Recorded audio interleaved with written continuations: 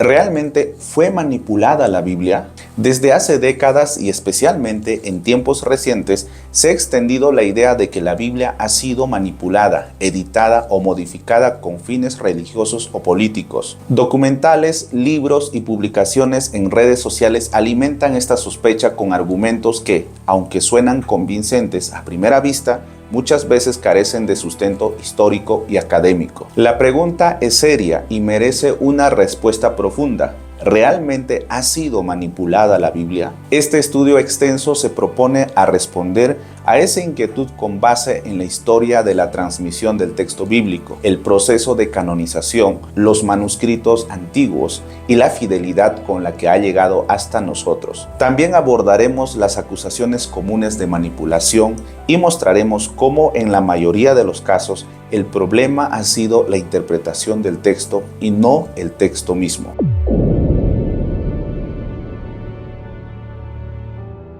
¿Qué entendemos por manipulación de la Biblia? Antes de comenzar, es fundamental aclarar qué significa realmente que un texto haya sido manipulado. Manipular implica alterar un contenido original con la intención de distorsionar su mensaje, ya sea añadiendo, quitando o modificando partes sustanciales del texto. Aplicado a la Biblia, esto significa que alguien en algún momento de la historia alteró su enseñanza esencial a su contenido para engañar, controlar o justificar determinadas ideas. Sin embargo, para poder afirmar algo así, se requeriría evidencia clara de que el texto actual es muy distinto al original.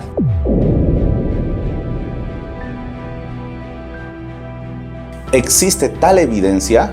Vamos a comprobarlo.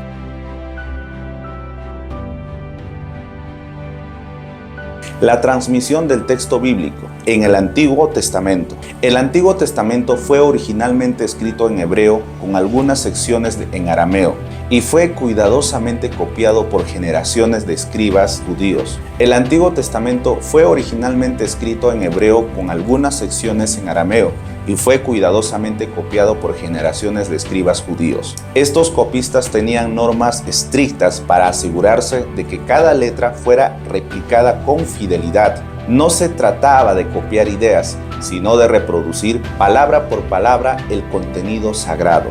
El grupo de escribas conocido como los masoretas, activos entre el siglo VI y el siglo X después de Cristo, desarrolló un sistema de vocalización y puntuación para preservar la pronunciación y el significado del texto. Contaban letras, palabras y líneas para verificar que no hubiera errores. Si encontraban un fallo, destruirían el manuscrito. Lo más impresionante es que siglos después se encontraron los manuscritos del Mar Muerto, que contenían copias muy antiguas de los libros del Antiguo Testamento. Al compararlos con los textos masoréticos, miles de años más recientes, se comprobó que el contenido esencial del texto se había mantenido casi intacto. Esto refuta la idea de una manipulación intencionada. Verifiquemos ahora el Nuevo Testamento. El Nuevo Testamento fue escrito en griego koiné entre el siglo I y comienzos del siglo II después de Cristo.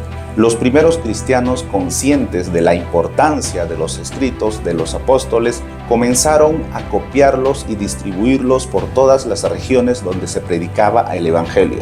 Existen más de 5.800 manuscritos griegos del Nuevo Testamento, además de miles más en latín, siriaco, copto y otros idiomas antiguos. Esa enorme cantidad de copias permite reconstruir con gran precisión el texto original.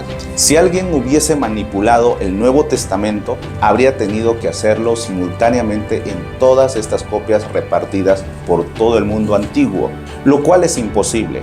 Además, las diferencias que existen entre manuscritos son menores. Se trata de variaciones ortográficas o de palabras sin impacto doctrinal.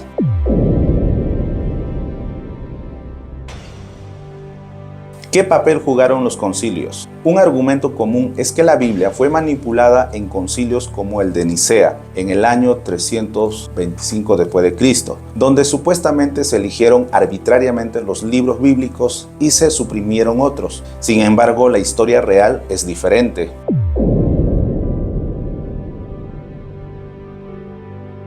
El Concilio de Nicea. El Concilio de Nicea fue convocado por el emperador Constantino, pero su propósito principal fue resolver una controversia sobre la naturaleza de Cristo, la herejía arriana, no decidir que los libros debían formar parte de la Biblia. El canon bíblico ya era conocido y ampliamente aceptado por las comunidades cristianas desde mucho antes.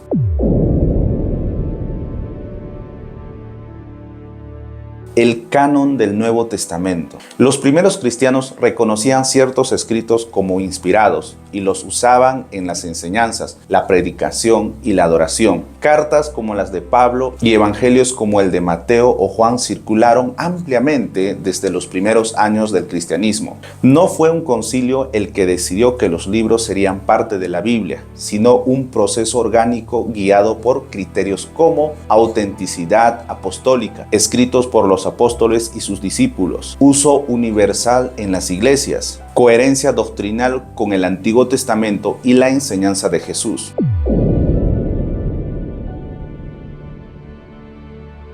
El papel de la traducción. Otro argumento frecuente es que la Biblia ha sido mal traducida a lo largo de los siglos, lo cual afectaría su mensaje original. Veamos eso.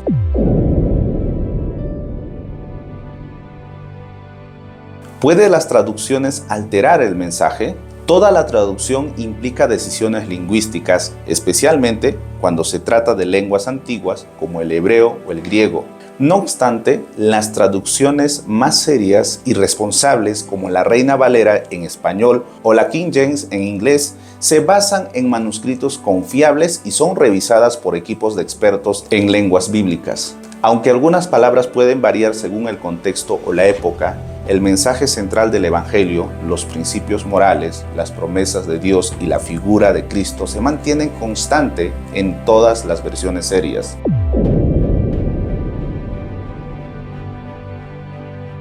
El ejemplo de la Reina Valera. La Reina Valera 1960, una de las versiones más usadas en el mundo hispano, fue traducida a partir de los textos originales hebreo y griego, no desde otras traducciones. Ha pasado por revisiones que han buscado claridad sin perder fidelidad al texto original. No existen evidencias que se hayan introducido manipulaciones, ideologías en sus traducciones principales. Espero que este estudio haya sido de gran bendición para tu vida y si tienes algo para aportar, déjame en los comentarios.